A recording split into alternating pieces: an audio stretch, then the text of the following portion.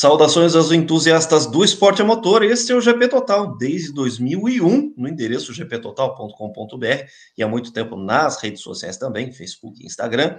Você está no nosso canal do YouTube, vídeos novos sempre às noites de segundas-feiras e os nossos cortes durante a semana. Se você já puder, já deixe o seu like. E a pauta de hoje, Grande Prêmio do Azerbaijão, vitória de Oscar Piastri, muita coisa para a gente falar.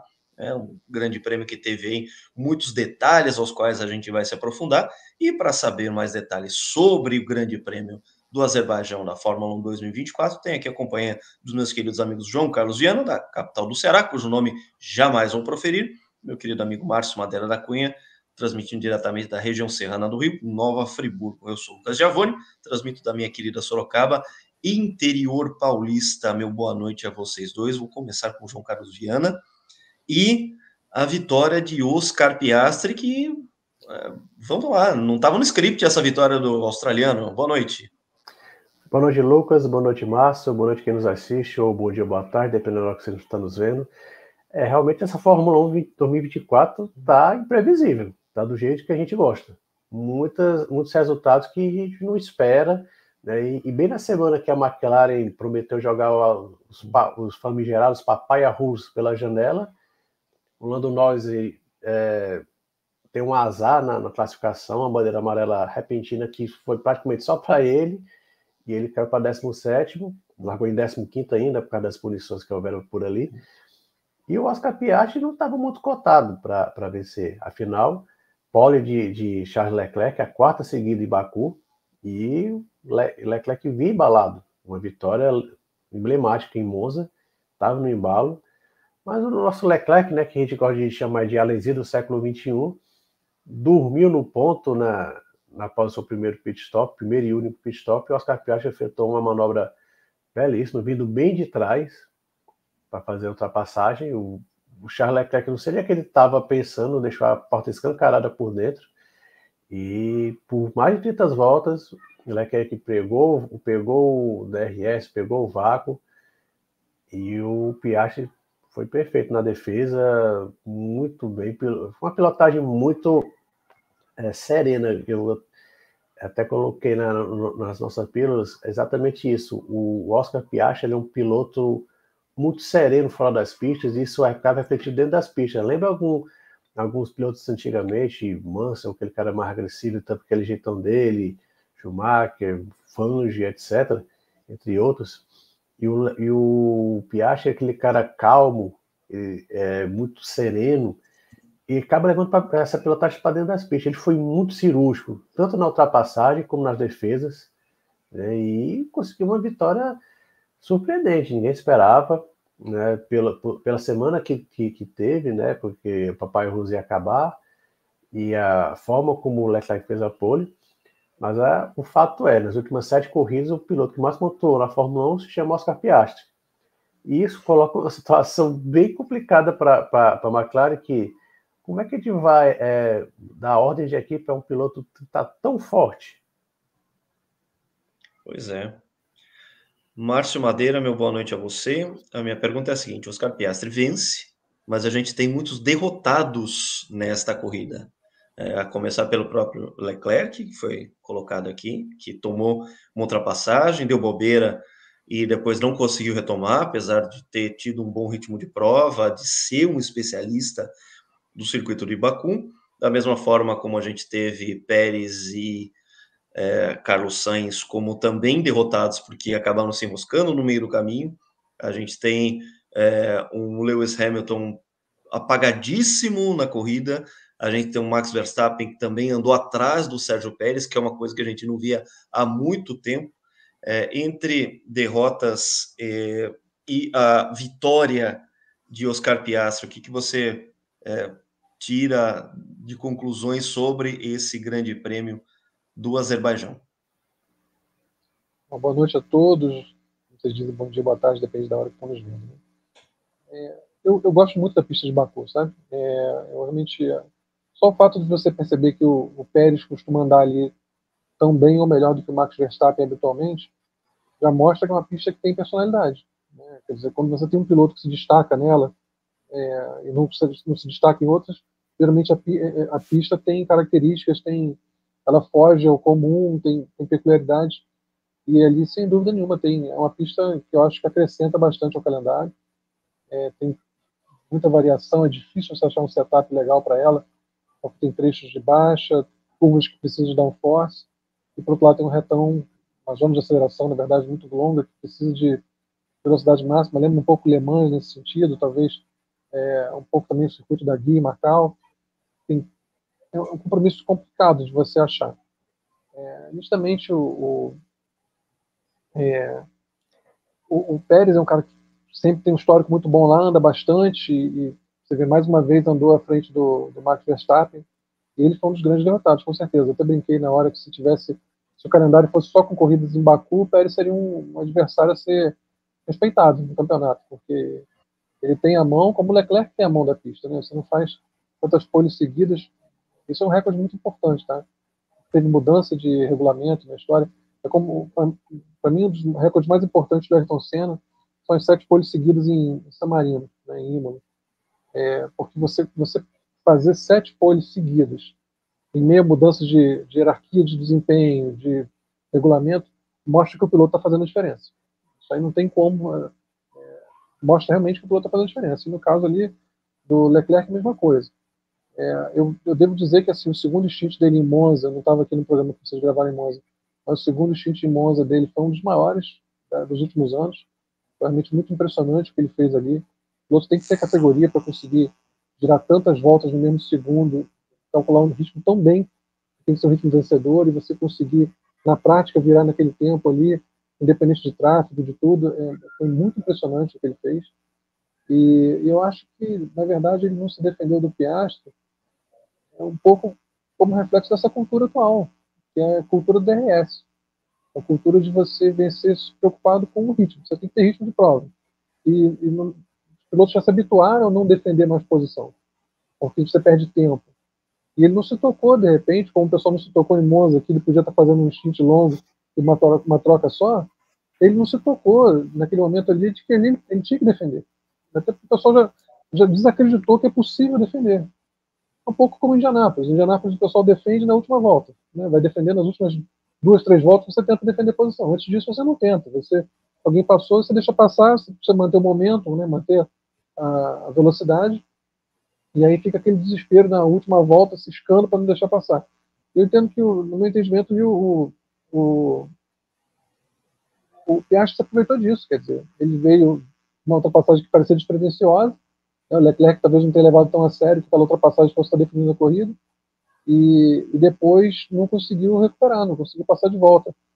Nesse sentido, até acho que o DRS está bom em Baku, porque não está impossível de defender, e não pode ser impossível de defender, a gente já falou sobre isso várias vezes, né? Tem que haver possibilidade de disputa de posição.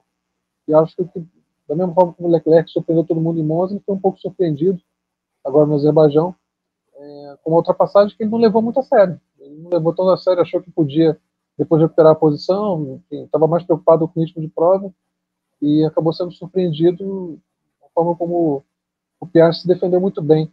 Eu já vou levantar uma bola para vocês aqui. A McLaren está me lembrando nesse momento a Honda da MotoGP 2013, que ela tinha Dani Pedrosa, um piloto que todo mundo sabe que tinha potencial para ser campeão do mundo, experiente, e traz um piloto novo, que ainda não está lapidado, mas que todo mundo começa a perceber que é uma joia mais preciosa, uma joia mais rara. O Norris está me lembrando muito Pedrosa, no sentido de ter potencial para ser campeão do mundo, mas aparentemente está todo mundo olhando para o lado e falando, cara, esse cara do lado aqui vai mais longe.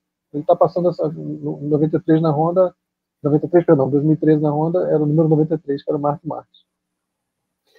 Acho que a diferença essencial da MotoGP desculpa, o Pedrosa já tinha muito mais experiência que o Norris tem hoje, né? O Pedrosa, em 2013, ele ia para, se não me engano, a 8ª temporada já. Estou em 2006. Então ele já estava com uma experiência muito boa, né? E o Max chegou na primeira e já foi campeão. Então, assim, é uma comparação válida, Márcio, porque você olha, você vê um Pedrosa que chegou nos braços da Honda MotoGP para ser campeão, Só que de repente chegou um cara ainda mais genial e talvez ele fez o que todos esperassem que o Pedrosa fosse fazer, né? E aí você volta para a Fórmula 1 2024 e tem muito disso, né? O Lando é um piloto mais experiente, muito talentoso, ninguém tem dúvida disso, mas o Piastri, aparentemente, sim, é um cara ainda mais talentoso do que ele. Né? Agora, eu não sei se talvez esse talento floresceu um pouco tarde demais. Né? Tá? A diferença para o Verstappen ainda é grande, né? Ela tem 80 pontos, se não me engano. Mas, de repente... Agora, o meu receio, Márcio, você falou certa vez aqui que a McLaren está com cara de ser a campeã do próximo ano, 2025.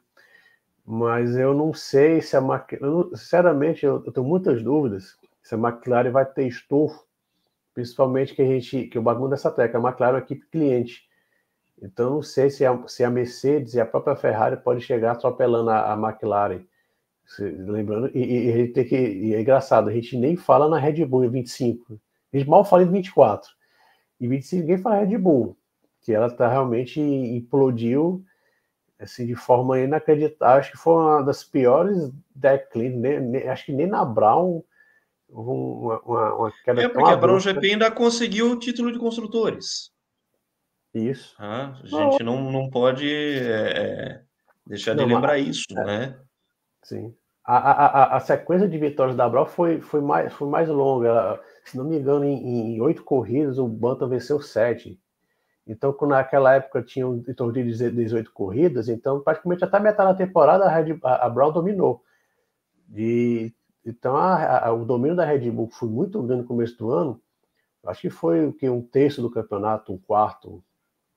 Aí depois o Verstappen ganhou 2 corridas no braço, ali em Imola e Barcelona, e acabou.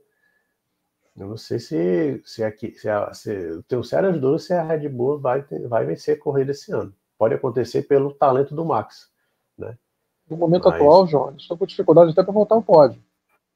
No momento atual, por que acontece? Assim, eu tenho que dizer, eu acho que a McLaren fez nos últimos 2 anos é impressionante. Não é fácil atualmente você ganhar desempenho quando todo mundo tem tanto acesso à informação como atualmente todas as montadoras têm, todas as equipes têm. Não é fácil você conseguir essa vantagem. Eles estavam fechando o pelotão. Vocês devem lembrar disso. Estava fechando o pelotão passado. E saltar como saltou.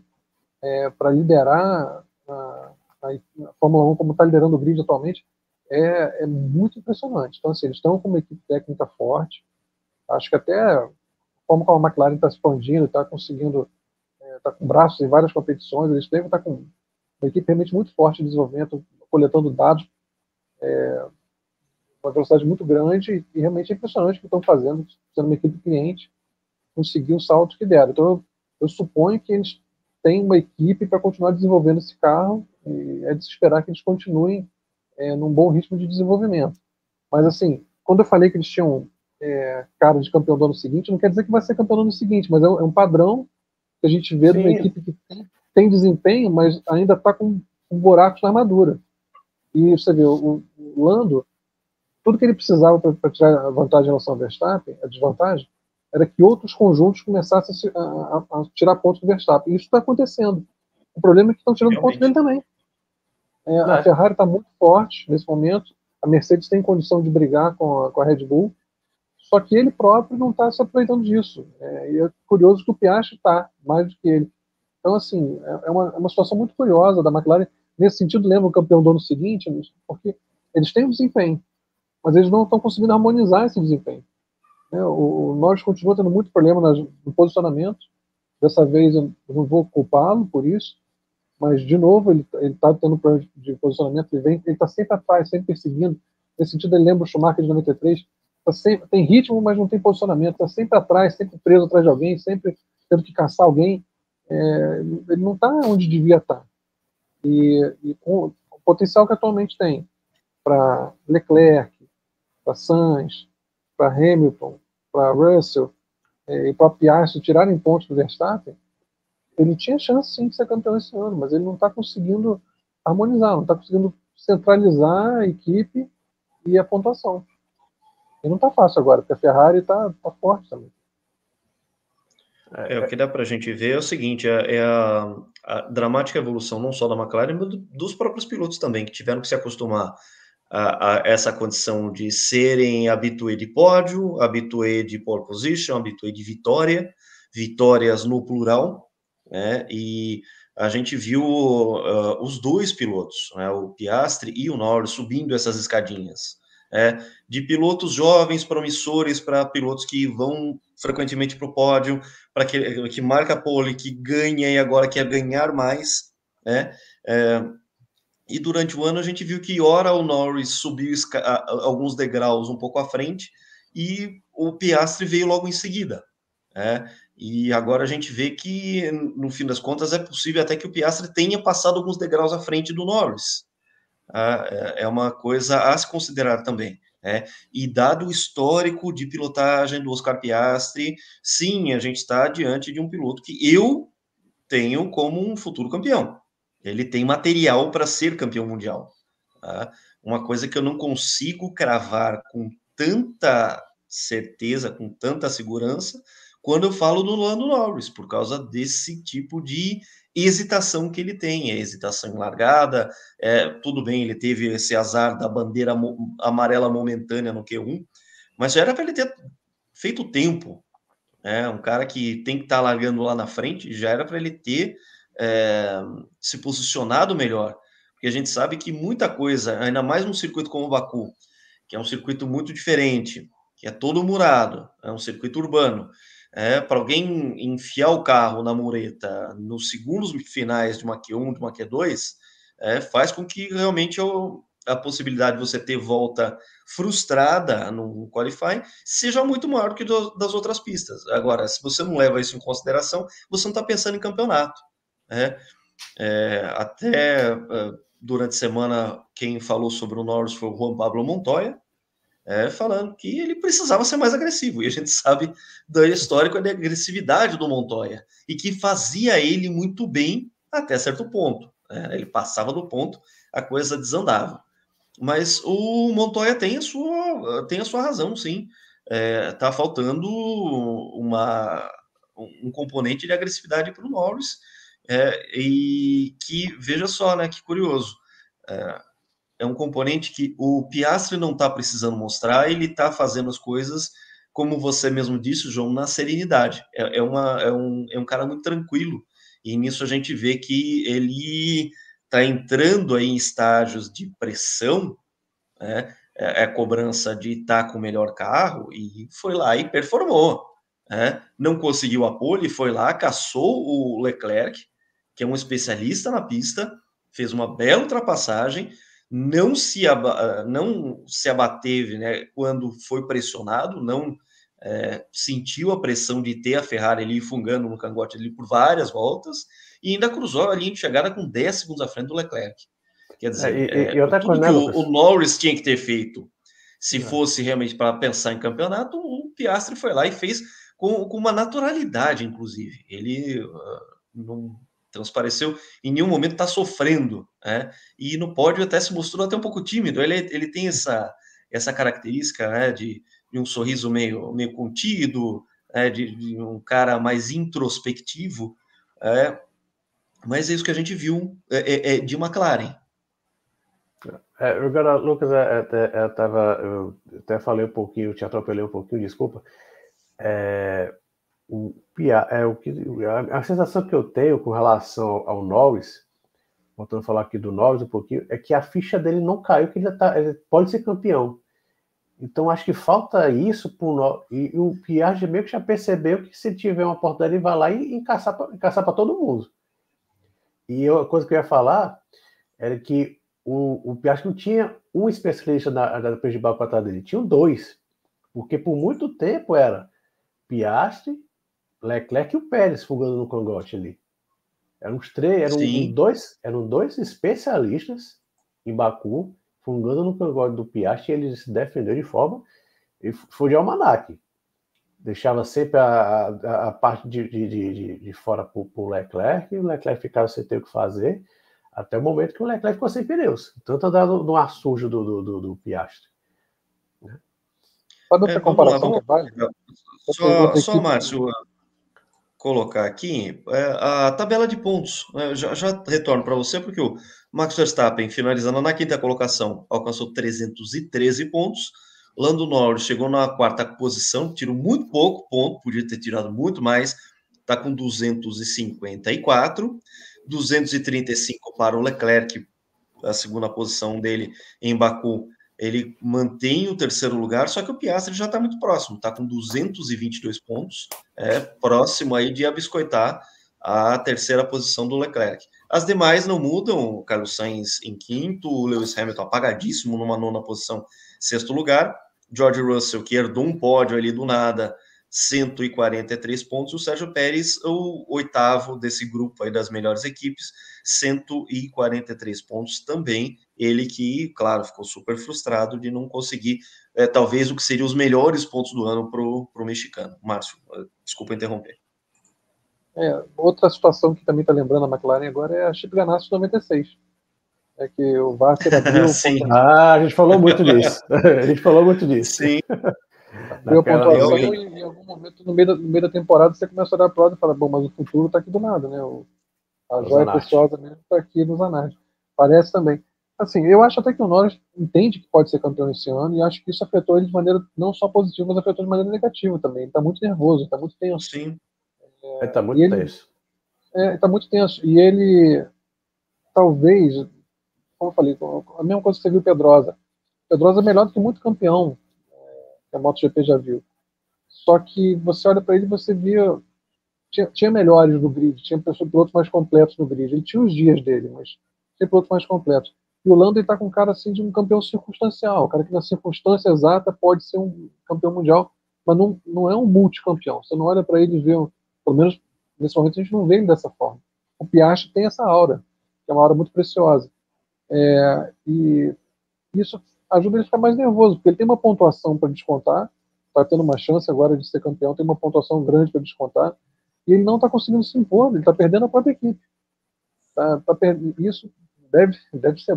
A situação do Piastri é muito mais confortável que a dele, nesse sentido, porque o peso está no ombro do Norris. E se essa distância cai para uns 10 pontos, como é que você vai falar em ordem de equipe? Se a distância entre os dois cai para 10, 15 pontos, você não tem como falar em ordem de equipe mais. Se está uma distância de 30, 35, não vai, mas se continua caindo essa distância entre eles, como é que você vai falar em ordem de equipe? Agora, o grande problema é o seguinte, que, como eu falei no episódio do Grande Prêmio de Monza, o Verstappen, por mais que ele esteja, claro, está derretendo, ele, mais a Red Bull do que ele ainda tem 2 corridas de vantagem para o Lando Norris. Então, não está faltando 7 corridas, está faltando 5. Daqui a pouco é 4, é 3, então o Lando ele tem que se tocar que ele tem que fazer algo a mais, senão ele vai perder um título com o melhor carro. E isso fica marcado para um piloto. Ele tem o melhor carro por boa parte da temporada. A gente já está falando que a McLaren tá com um carro bom, muito bom, já tem alguns meses. Já estamos em setembro. Acho que desde de maio que a McLaren tem o melhor carro da Fórmula 1 e o Lando não parece que não vai, tá complicado. Então, como você falou, a situação do Lando tá ficando bem desagradável. E só reforça um pouco, né, uma discussão que a gente já teve nesse ano, e é uma discussão até chata, né, que a gente já falou muito que as equipes, cada vez mais, eles escolhem primeiros pilotos claros, né, e apenas um suporte para auxiliar o Mundial de Construtores, né. E a gente está vendo a McLaren, claro exemplo de ter 2 pilotos muito fortes, né, e está casando até o Christian Horner falou ontem. Isso é uma dor de cabeça boa? É uma dor de cabeça. E como você falou, Márcio, daqui a pouco, como é que a McLaren, como é que o André Stella, como é que o Zac Brown vai chegar, Piastri, Lando as fast than you, de repente com diferença de 5, 10, 15 pontos?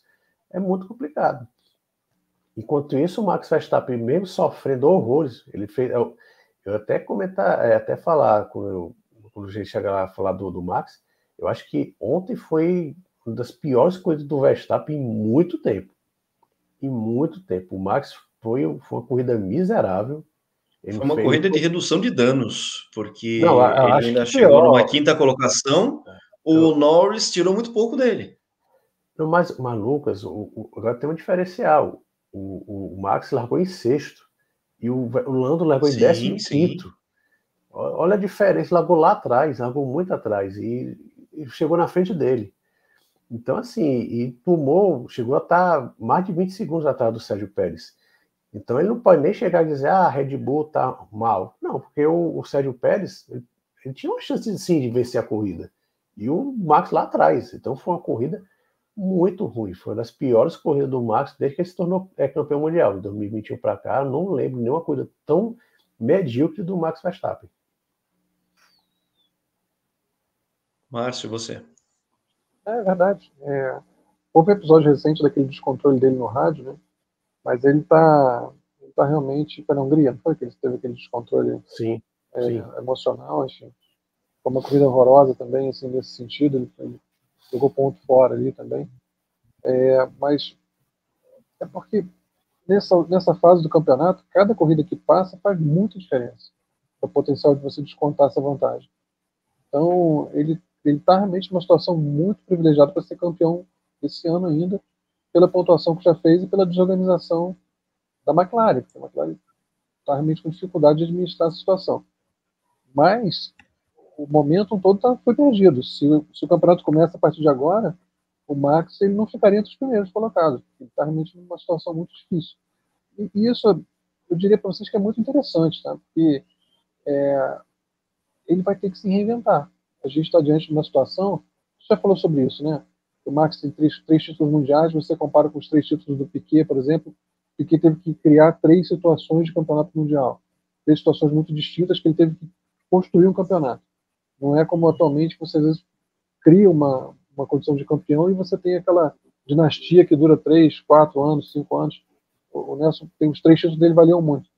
O Max está diante de uma situação em que ele vai ter que provavelmente construir uma nova situação vencedora. Isso para a carreira dele, para a perspectiva para os próximos anos da gente, é muito interessante. Ele vai ter que provavelmente sair de uma equipe, tentar ser campeão de outra equipe. Tudo está indicando que a Red Bull está caminhando para ser vendida em algum momento. Você fala muito nisso. Você fala muito nisso. Indo para Aston Martin, acho que é complicado. Tem muita coisa errada ali, que é anti-empresarial, né? Principalmente a forma como o Lance está ali ainda.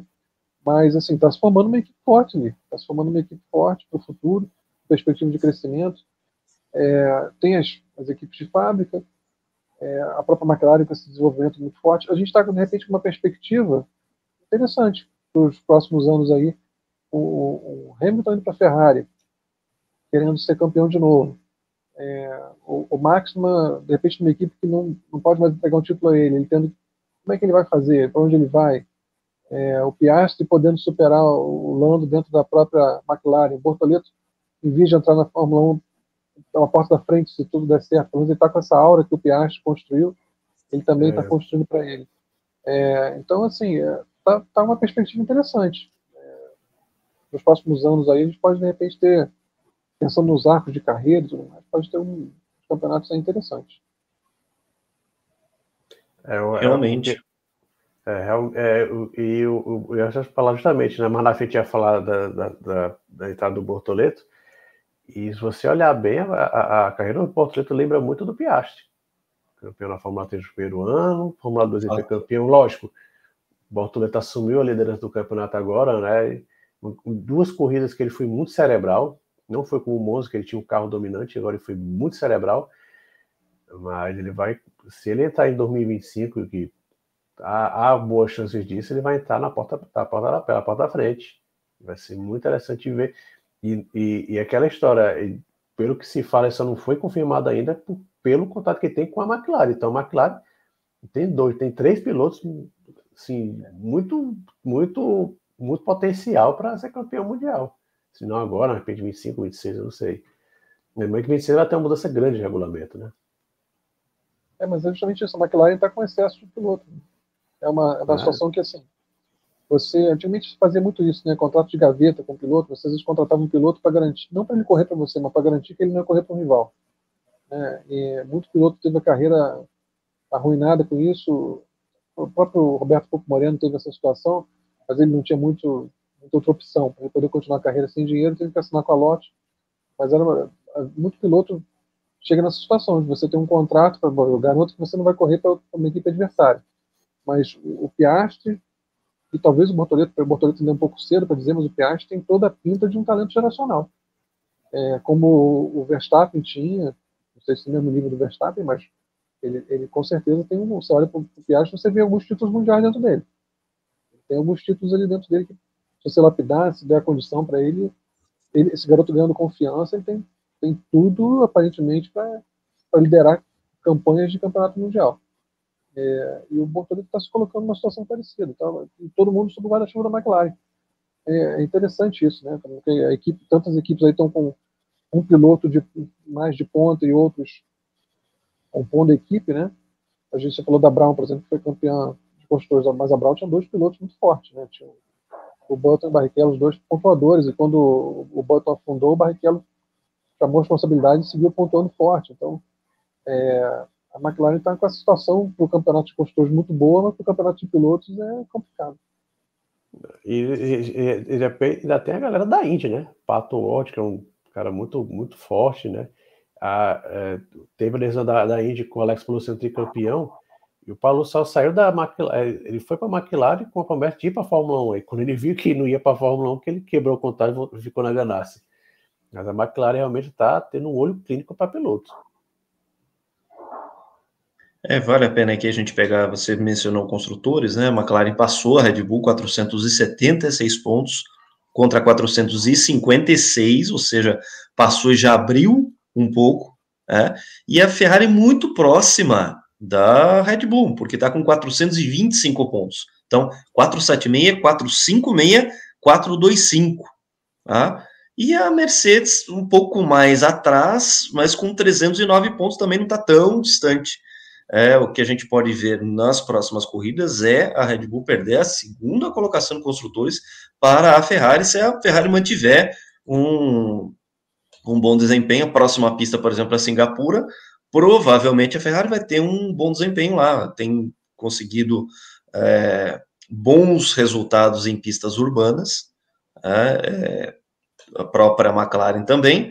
Então, de repente, a gente pode ver aí uma Red Bull que vai derreter ainda mais no campeonato de construtores. A gente tem o Max, claro, que fez uma grande pontuação no começo do ano. Tem pontos que outros pilotos não têm, mas em termos de construtores, é bem possível que a Red Bull termine na terceira colocação e não como vice. Vou te falar que Singapura é uma corrida fundamental para qualquer plano do Lando Norris, porque ano passado, aqui no dominador todo do Max Verstappen, Singapura foi o lugar onde o Max não foi o dominador, não formou o conjunto mais forte. Ele chegou em quinto lugar, ele chegou bem atrás, faltou a vitória do Carlos Sainz, mas com o Norris em segundo. Né? Então, você falou... que foi justamente o ponto fraco da Red Bull do ano passado, imagine agora, neste ano. Foi a única derrota da Red Bull em 23. Faz um sétimo, um oitavo aí, e o Lando consegue primeiro, segundo, aí a coisa muda um pouco. Agora o Lando tem que correr para vencer em Singapura, aí, porque senão começa a voar para nós. Como você falou, tem duas corridas de vantagem aí na pontuação. Faca nos dentes. Faca nos dentes, Lando. É aquela Hungria 91 em que o Ayrton Senna virou e falou assim: se eu não ganhar aqui, eu não ganho o campeonato. Eu acho que a Singapura vai acabar sendo um movimento decisivo para o Lando Norris quanto às pretensões dele de ser campeão ainda este ano. A curva de aprendizado. Então, a curva de aprendizado dos dois pilotos da McLaren foi dramática esse ano. Eles tiveram que se acostumar a situações que eles não tinham vivido ainda, com a crescente de performance da equipe. Agora, se o Lando não fizer uma excelente corrida em Singapura, eu não vejo possibilidade, inclusive, do próprio Piastri de ajudá-lo nas próximas corridas. Vai que o Piastri ganha lá em Singapura. Como é que faz? E o Lando chega em terceiro ou quarto. O Lando está em duas disputas. O Lando está em duas disputas ao mesmo tempo. Ele não está só disputando o campeonato mundial, ele está disputando a própria equipe.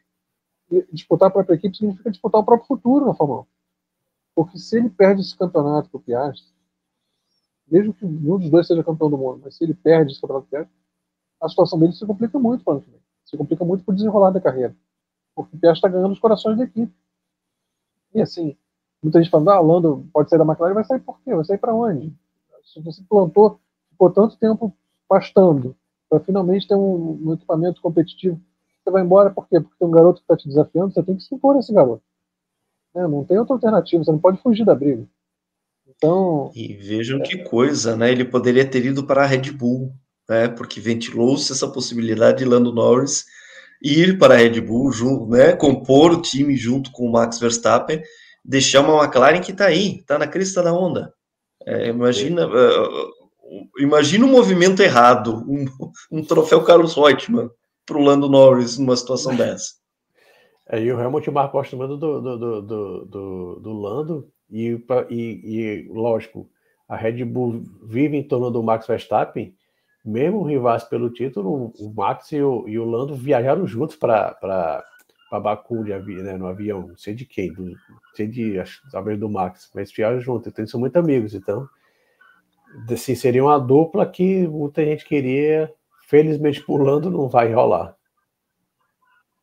E é curioso, né? Porque se a gente lembrar, por exemplo, do GP da Áustria, que eles tiveram aquelas disputas todas e o Max perdeu a cabeça, ele também jogou ele para fora, de maneira totalmente desnecessária. Ali, nitidamente, o Max estava marcando território, estava dizendo, olha, ninguém aqui vai ganhar a corrida, quem ganha aqui sou eu. Isso já se perdeu. O eixo já mudou completamente, já não faz mais sentido aquele tipo de manobra atualmente. Tanto o Piastri quanto o Lando já adquiriram o status de ganhador de grande prêmio. Esse status, a barreira da vitória, assim, eles estão quebrando, né? Então, não faria mais sentido. Aquilo ali era um recado, aquela manobra do Max, ele jogar para fora daquele jeito, que foi um recado, foi uma forma de defender o território. E isso já se perdeu. O que o Max queria evitar ali já aconteceu. Já se tornou comum que os outros pilotos vençam corridas. O Max estava vencendo tudo, né? Ele chegou a vencer de 50 corridas e vencer 40. Ele estava monopolizando tudo. E isso já se perdeu. Agora, se os dois ficassem na mesma equipe, provavelmente a amizade ficaria arranhada, por mais que seria difícil alguém imaginar o Lando fazendo frente ao Max totalmente, muito menos na Red Bull, né? Eu acho que não. Seria muito difícil. Você pode esperar talvez um desempenho melhor do que o do Pérez, quando se adaptasse, mas o carro da Red Bull é um carro que tem personalidade, é um carro feito sob medida para o Max também, como já tinha sido feito antes para o Vettel. É difícil como era do Ducati na época do Stoner, é difícil você conseguir um piloto que substitua a estrela ali, porque tem características que só algum piloto consegue extrair, né? Então, é uma situação difícil você botar outro piloto para chegar na Red Bull e andar junto com o Max, como o Ayrton fez com o Prost em 88, que não acontece toda hora. Né? Massa, você falou, né, que se os dois fossem companheiros de equipe, eles iam se eles fossem bater de frente. Ora, depois de tudo que aconteceu na Áustria, né, o Lando chegou a falar, nossa amizade acabou, não sei o quê. E logo depois já estão todos amiguinho, andando de avião junto. Não rola. E o que eu estou falando, eu acho que falta ao Lando aquela personalidade, aquele killer instinct, né, aquele cara matador. Eu acho que falta isso muito ao Lando. Acho que não caiu a ficha que ele pode vencer, então o Lando tá bem. Se você tem um sobrenome Norris, Hã? É sobrenome Norris, e você não bota o nome do filho de Chuck, já tem alguma coisa errada aí. Faz todo sentido. A gente já está diante de um fenômeno, certamente. Com certeza. Imortal. Mas vamos lá, vamos continuando com a pauta aqui, porque a gente teve ainda entre os pontuadores do Azerbaijão, a gente teve o Alonso chegando numa boa sexta posição, claro que seria o oitavo em condições normais, teve a batida do Carlos Sainz e do Sérgio Pérez. Aliás, o que vocês acham? Antes da gente avançar na pauta, o que vocês acharam daquele enrosco? Eu achei que foi um enrosco de corrida. Carros são muito largos, pista muito estreita, apesar de ter espaço. Eu não consigo culpar alguém pelo enrosco sofrido entre os dois. Não sei Eu vocês. achei sem sentido a postura do Sainz, eu achei assim bem esquisito, sabe? De chegando para a esquerda daquela forma. O que ele esperava aquilo ali? Claro que o Pérez podia ter chegado, tinha muito espaço para o Pérez ir para o lado, mas o que o Sainz esperava ali? Eu realmente não vejo sentido algum ele chegar para a esquerda daquela forma como chegou ali. Eu achei realmente, sei lá, eu achei automobilismo menor, sabe? Não é automobilismo que eu quero ver, não, sabe? Você tá, pô, vamos disputar a frenagem, vamos sabe, espremendo para o lado daquela forma. O que ele queria fazer? Queria que o Pérez estasse o pé? Ou botar ele na sujeira para frear mal? O piloto não é obrigado a chegar para o lado dessa forma, então achei realmente assim infeliz, achei pequeno da parte do Carlos Sainz querer empurrar o Pérez para a sujeira, para perder traçado lá de dentro. Achei isso, sei lá, não é o tipo de automobilismo que eu gosto, não. Achei muito pequeno e acaba sendo uma coisa assim, baixo nível essa batida, né? Não tinha por que esses dois carros baterem em reta daquele jeito ali. Achei um momento assim muito infeliz.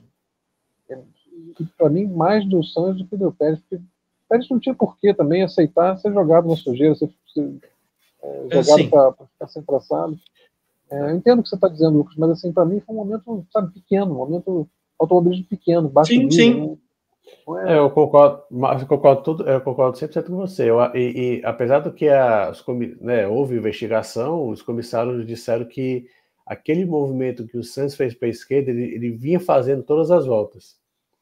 Só que a grande diferença é que nas outras voltas não tinha um carro do lado dele. Não tinha um carro do lado dele. À esquerda dele que estava, né, muito próximo. Ocupando aquele espaço, exatamente. O Checo Pérez tinha espaço para ir mais para a esquerda, não ficar tão próximo, mas por mais que o Sainz tivesse aquela trajetória, nas outras voltas não tinha um carro do lado dele. E o Sainz, o Sainz também vinha fazendo uma corrida muito interessante. Ele chegou a estar 11 segundos do líder e na última volta estava lá encostado nos líderes. Então, e a ultrapassagem foi muito bonita. A ultrapassagem que ele fez foi bonita. Na verdade, assim, a disputa estava muito boa ali, né? Foi uma bela corrida. Foi uma bela corrida.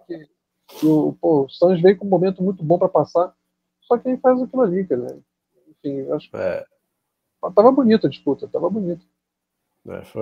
Eu também eu achei muito estranho não ter tido, assim, a FIA gosta muito de punir, né, e passou em branco, e se for para punir alguém, eu puniria o Sainz, porque eu acho que ele deveria saber que tomar, tá na minha trajetória normal, mas tinha um cara do lado dele. Ele pode simplesmente ir para manter a mesma trajetória com uma pessoa do lado dele ali da esquerda. Então, ali foi E coitado do Pérez, né? No momento que ele fazia a corrida, acho que foi a melhor corrida dele nos últimos 2 anos. Desde 22, que ele fazia uma corrida tão boa, né?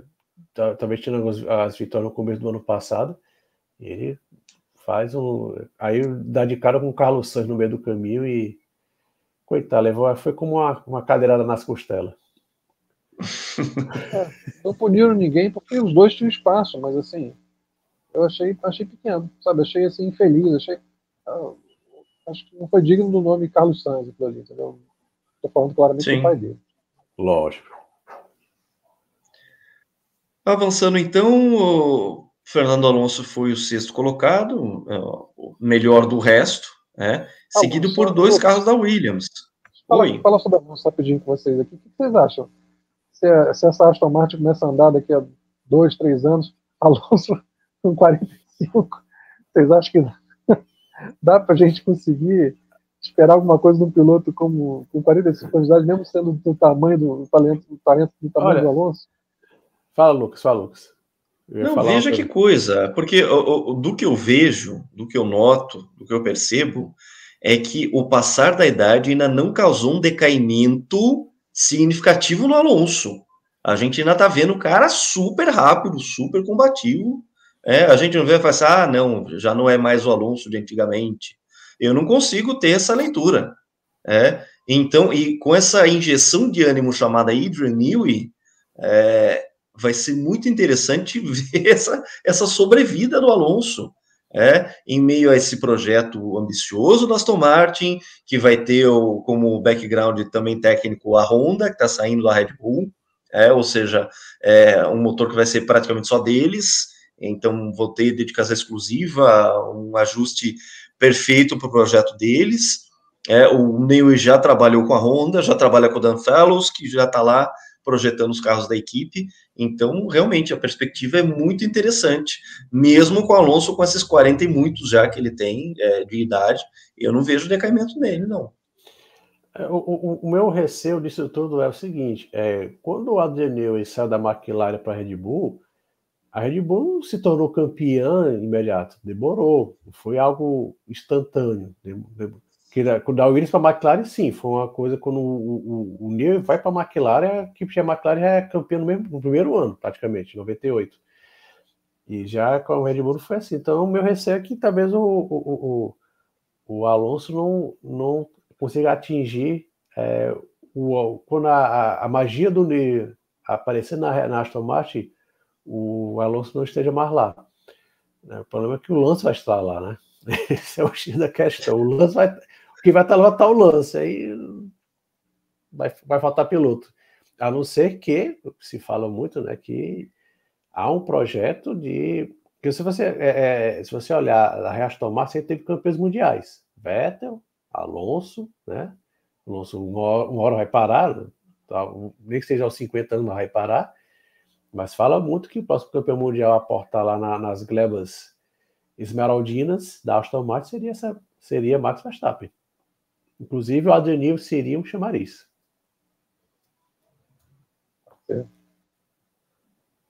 Mas o Lance vai estar lá também.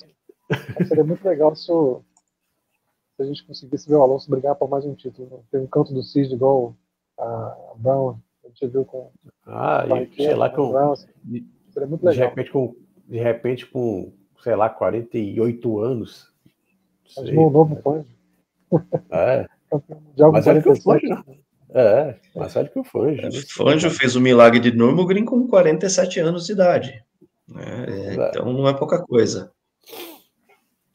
A gente tem uma situação em que eu falo para vocês, eu não vejo decaimento no Alonso.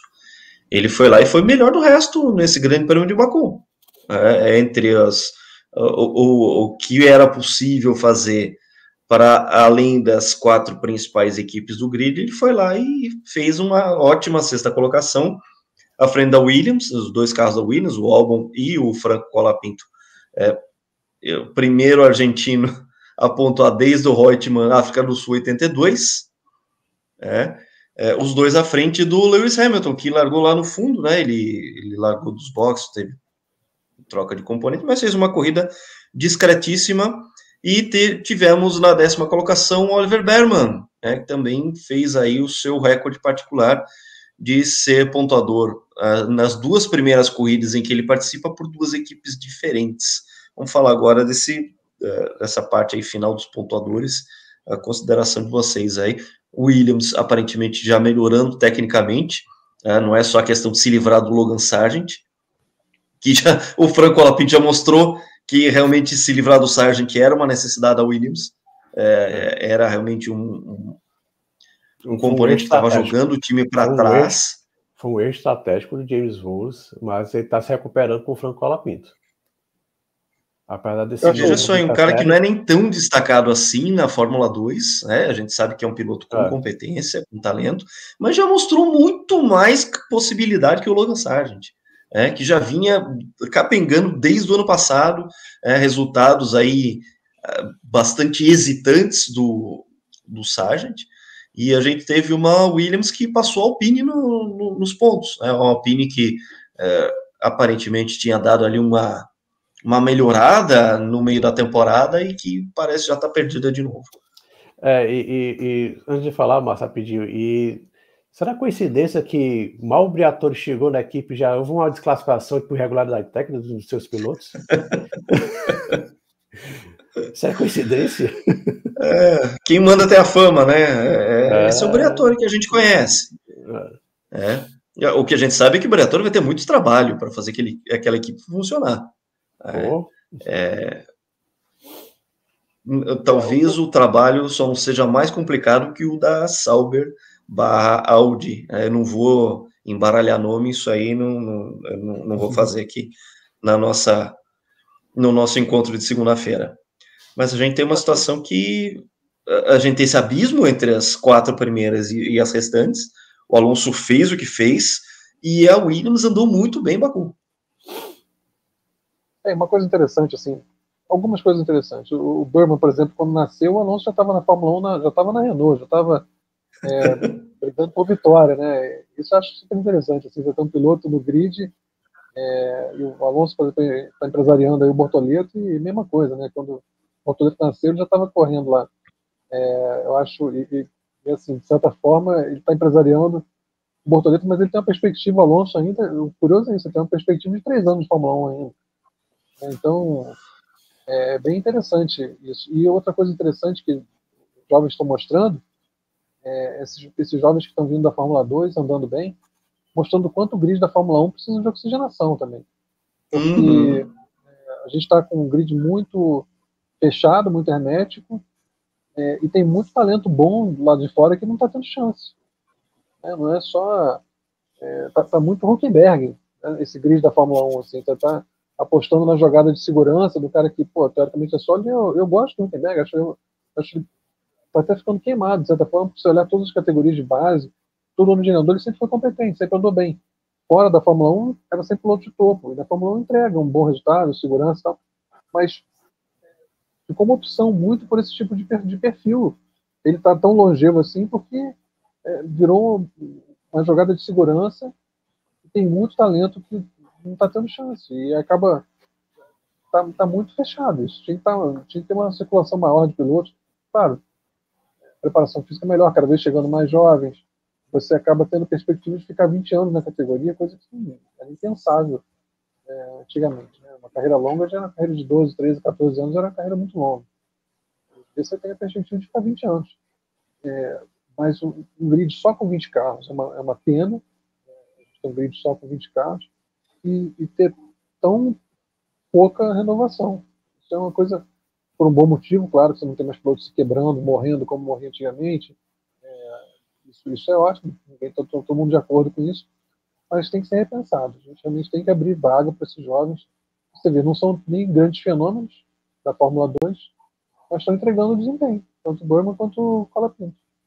E a gente tem perspectiva do Kimi Antonelli, do próprio Bortoleto, de chegarem e também desempenharem, como foi o caso do Piastri.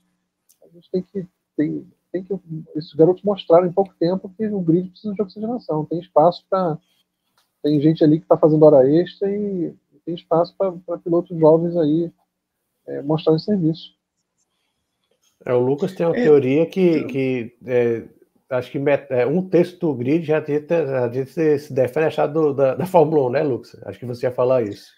Sim, dá para tirar 1/3 do grid numa boa, tá? E ter essa renovação. Não que eu não goste desses pilotos, mas tem piloto ali que, se você quiser fazer uma aposta num novo talento, sabe, seria substituído, seria justo ser substituído, né? O próprio Sargent já rodou para que tenha novos talentos. Uma coisa que acabei até devia ter pesquisado antes da gente fazer o nosso encontro aqui, foi a questão de que o pódio foi composto por campeões da Fórmula 2. Foi fato. E eu precisava ver isso na história, se realmente foi o primeiro pódio em que 3 campeões da Fórmula 2 compuseram. Eu teria que fazer uma pesquisa aqui para cravar, foi falado isso, mas que mostra a importância da Fórmula 2. E quanto foi péssimo para a Fórmula 1 ter de 2023 para 2024 aquela engessada do grid, né? De 22 para 23 e de 23 para 24 foi muito engessado. E a gente não tem essa perspectiva. Falta a 11ª equipe para entrar, a dona Andretti tentando a todo custo aí, mas tem muita jogada política muito rasteira em cima disso, que não vale nem a pena a gente aprofundar, mas que realmente a gente lamenta de não ter mais gente no grid, que pega aí, o que a antiga AlphaTauri, Toro Rosso, Cash App, Super Duper está fazendo? É uma equipe também que está esvaziada. A Sauber é uma equipe, um navio à deriva, sabe? Vai dizer que o nome Andretti não ia agregar a esse grid da Fórmula 1, com a estrutura que a Andretti quer propor, com a possibilidade de levar pilotos americanos para lá. Veja o Colton Herta, belíssimo campeonato de Fórmula 1 que ele fez esse ano, muito mais centrado, muito mais amadurecido, foi vice-campeão agora, com vitória aí na última prova de Nashville, sabe? É um nome que poderia muito bem voltar a estar no radar da Fórmula 1 através da própria Andretti, sendo uma equipe de Fórmula 1, sabe? Então, são coisas que ajudariam, inclusive, a trazer mais público. O próprio Alex Palou, que também mirou a Fórmula 1, não conseguiu, viu que não ia dar certo, né?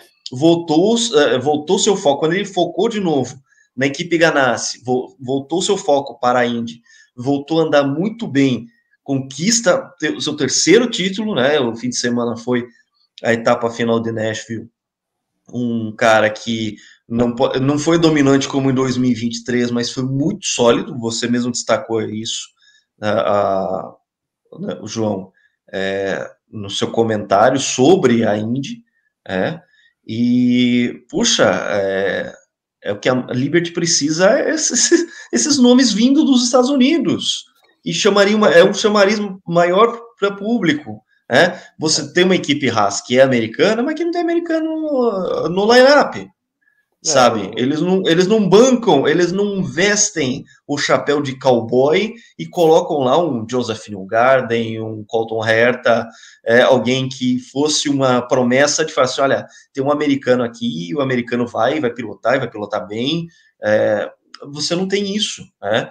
Então, ao mesmo tempo que você tem essa necessidade de atrair o público dos Estados Unidos, né, que está se tornando um grande consumidor de Fórmula 1, via Drive to Survive, a gente sabe como é que foi a questão toda, mas você precisa chamar mais americano e você não coloca Andretti no grid, quer dizer, as jogadas políticas são tão mais sujas, são mais baixas, que a gente fica nesse paradoxo, em que eles não chamam uma equipe americana, mas eles precisam da presença americana no grid.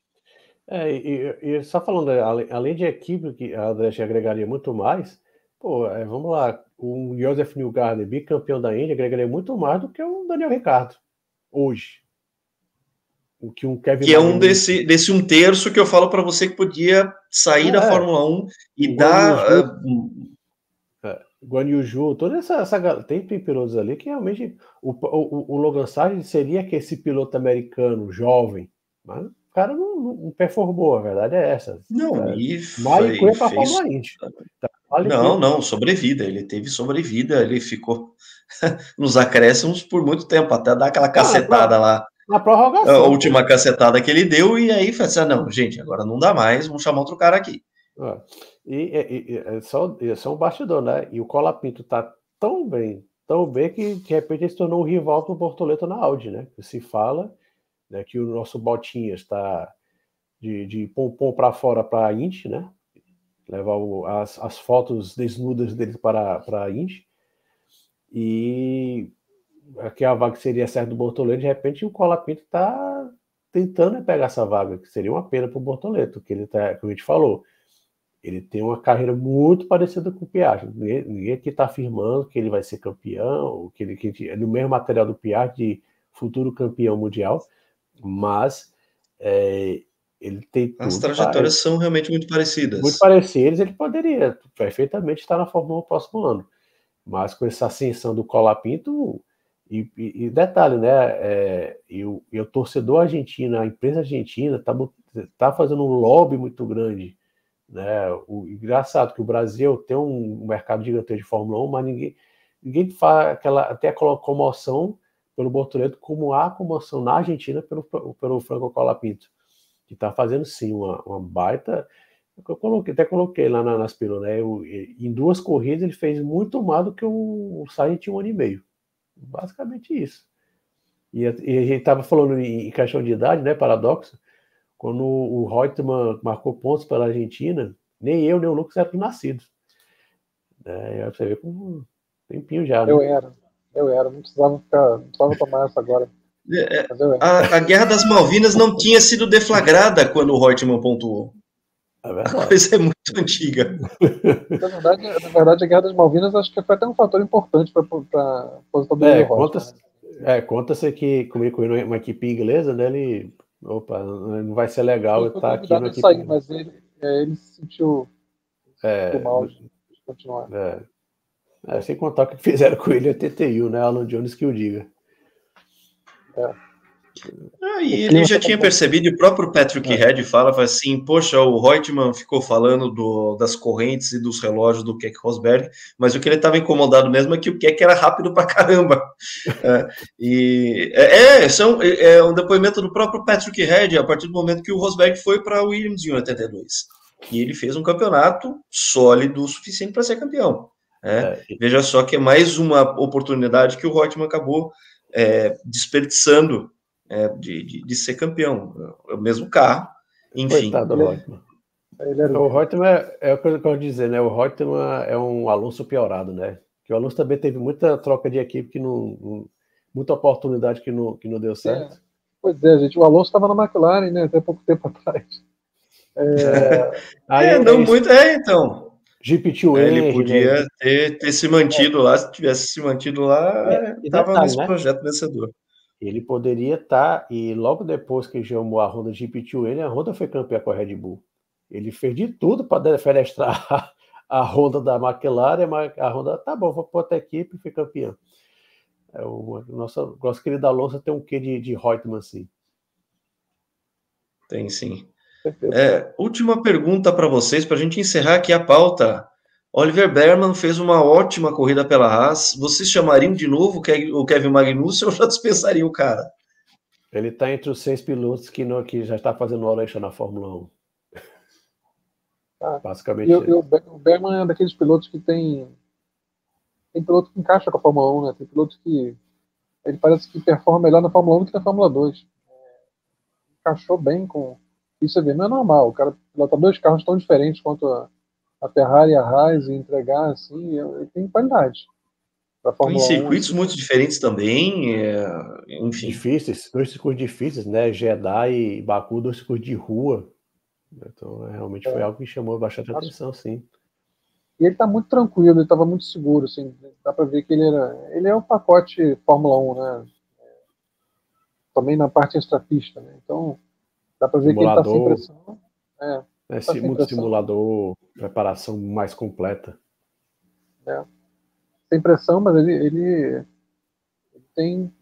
encaixou bem com a Fórmula 1. Outro que essa garotada toda também tem muita quilometragem de simulador já, como você disse, mas ele realmente caiu. O Fórmula 1 não assustou ele. Desde o início, lá em Jeddah com a Ferrari, agora, um piloto que tem perfil de Fórmula 1. Realmente. Próxima corrida, Singapura, vocês têm alguma perspectiva, alguma coisa que vocês já estão levantando, alguma lebre que vocês estão levantando sobre a próxima corrida? Vou falar rapidinho. Como eu falei, é uma corrida que a gente tem que ver com atenção, porque ela vai ser muito importante para as pretensões do Lando Norris de ser campeão. Acho que a McLaren já está com a mão no título de construtores, porque tem 2 pilotos que estão pontuando. O mesmo problema que ela tem no campeonato de pilotos é a vantagem que ela tem no construtores, né? Mas se o Lando quiser ser campeão do mundo, e não só isso, se ele quiser ser campeão do mundo em algum momento, ele tem que chegar à frente do Piastri de qualquer maneira. Isso provavelmente por si só significa brigar pela vitória. Agora, a perspectiva é que o Verstappen não vá bem lá, se tudo seguir a linha do ano passado. Então, se ele quer descontar pontos sem depender de um acidente do Verstappen, alguma coisa assim, essa corrida é fundamental para ele. No Campeonato Brasileiro, quando você tem um confronto direto, ali é um jogo de 6 pontos para ele agora, Singapura. Ele tem que ganhar essa corrida e tem que se impor ao Piastri também. Então, do contrário, começa a ficar muito difícil esperar apoio da equipe, esperar a postura da equipe centralizar, porque se o outro piloto está pontuando mais, como é que você vai fazer isso? Está no viés de alta, está vencendo corrida, está pontuando mais, mesmo que esteja um pouco atrás da pontuação. Chega uma diferença de 15 pontos ali, e bom, nós dois estamos brigando, não tem por que favorecer. Então, para ele, pro Lando Norris, é uma corrida decisiva. É um Canadá 88 do Ayrton Senna, ou Hungria 91, como você falou. É aquela corrida que não é só esse campeonato. Não é só esse campeonato, não. É pelos próximos também. Ele tem que se impor. E o que você falou no início do programa aqui, Lucas, foi perfeito. Não posso culpá-lo pela bandeira amarela, mas ele já tinha que ter feito tempo. Q1, cara. Q1, você passa, você pode ir rápido para a pista e você assegura que vai passar. Então, concordo contigo totalmente com o que você falou. Ele tem que agora... Não tem espaço mais para esse tipo de azar. Você não pode dar a chance para o azar. Não. E ele tem duas coisas de a menos, né? Então, eu acho assim, pelo script, né? Tudo bem que a Fórmula está muito imprevisível. Tá muito legal isso.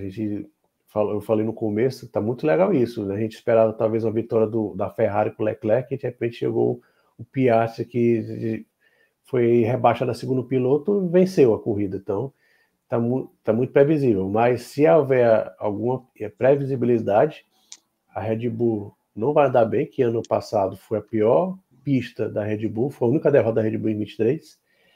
E como vocês falaram, muito bem, se o Lando não descontar, se ele não aproveitar e descontar, sei lá, 10, 15 pontos pro Verstappen, a coisa fica muito feia pro lado dele para esse campeonato. E se ele sofrer uma derrota pro Piastri, aí, como o Márcio falou, não vai ser nem o campeonato que ele pode estar perdendo. Ele pode estar perdendo o bonde da sua carreira.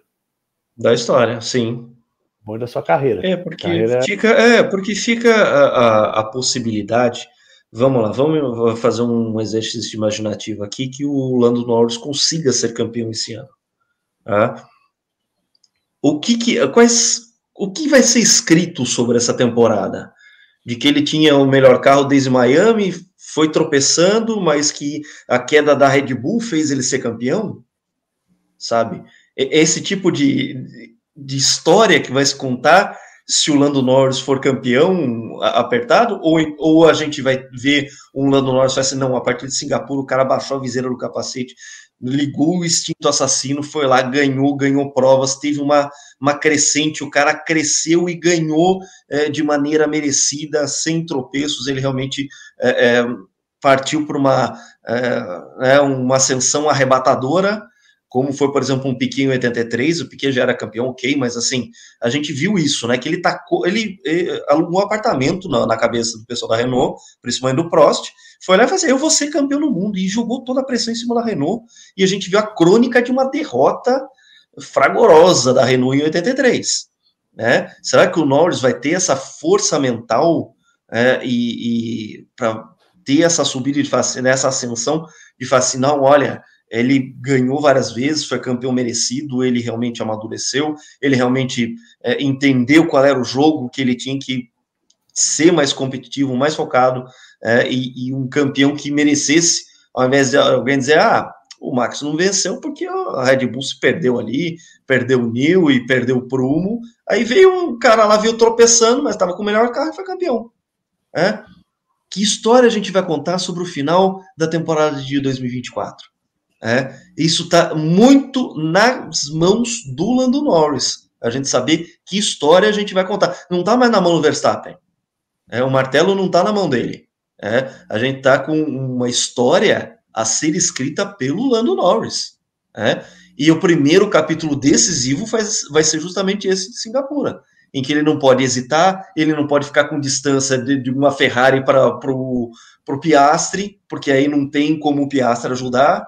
Isso me lembra até um pouco a Turquia 2006, que o Massa ganhou porque o Alonso ficou em segundo, o Schumacher em terceiro, não tinha como inverter posição da Ferrari, sabe? Então o futuro dessa temporada está toda na mão do Lando Norris. A gente vai ver daqui para frente, Singapura vai ser realmente decisivo, para você saber que história o Lando Norris vai escrever daqui para frente nessas 7 últimas etapas do campeonato 2024. Que tipo de piloto vai chegar ao final dela? Ele tem que responder que tipo de piloto ele quer ser. Porque se ele emenda agora 3 vitórias seguidas, o título vem da mão dele, cara. Se ele consegue emendar 3 vitórias seguidas, aí estabelece o caos na Red Bull e a coisa o mundo começa a virar. Hoje o mundo começa a virar. Não, o carro já está estabelecido na Red Bull. problema, o grande da questão é que a McLaren e o Lando Norris não estão capitalizando esse caos.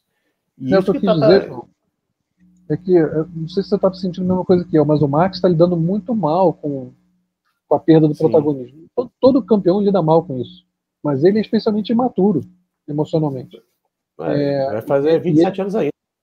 Vai fazer 27 anos esse mês. Ele foi muito maduro, um piloto muito maduro quando tudo está certo, mas emocionalmente você paga um preço. Né? Para ele ser maduro em algumas áreas, ele sacrificou outras áreas da vida dele.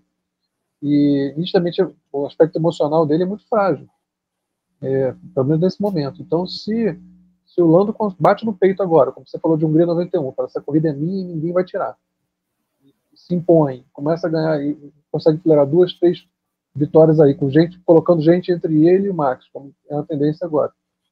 A coisa acontece agora. Você tem que ir para a pista e tem que fazer. Ele tem que botar a faca nos dentes e fazer isso, né?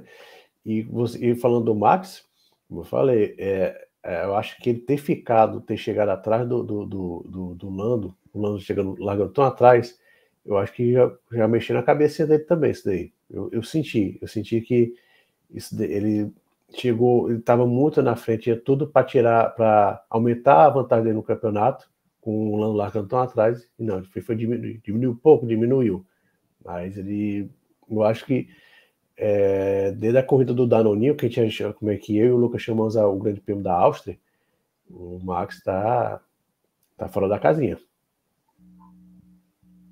Isso aí. E daqui para frente que eu falei, a narrativa, a palavra não é ideal, mas é didática no contexto. A narrativa desse final, desse desfecho da temporada 24, está na mão do Norris. Tá. E a carreira dele depende disso. A carreira dele. A gente sabe que o Lando Norris não é um Martin Brundle. A gente já sabe disso. Ele consegue vencer, ele consegue ser um piloto de ponta. Agora, a chance dele virar um David Coulthard é real também. É aquele cara que teve grandes chances, grandes carros, mas que, chegando um conjunto mais forte ali, ele não teve como combater, como foi o caso do próprio Damon Hill na Williams e o Mika Hakkinen na McLaren. Ainda que ele tenha feito uma temporada 97 muito boa, chegou em 98 quando a McLaren tinha um carro para título, o Hakkinen foi lá e passou o trator. Então, a gente vai assistir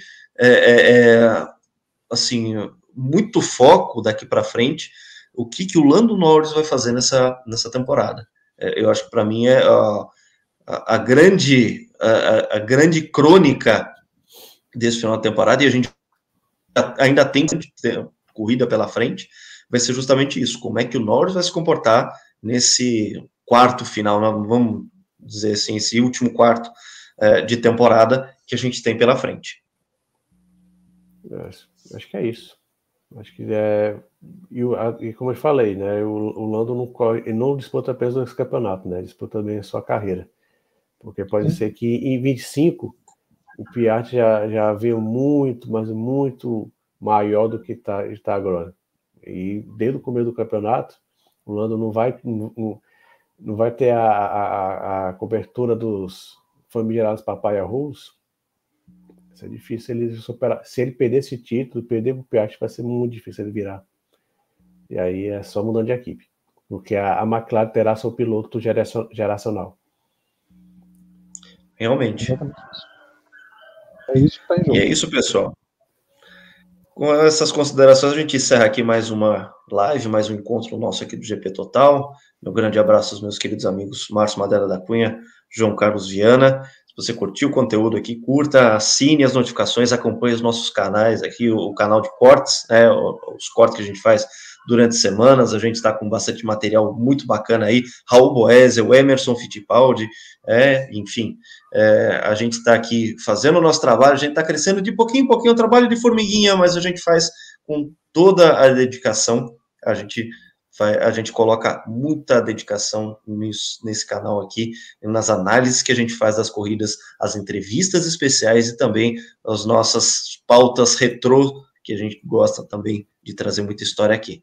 É isso, pessoal, esse é o GP Total, grande abraço a todos e até a próxima.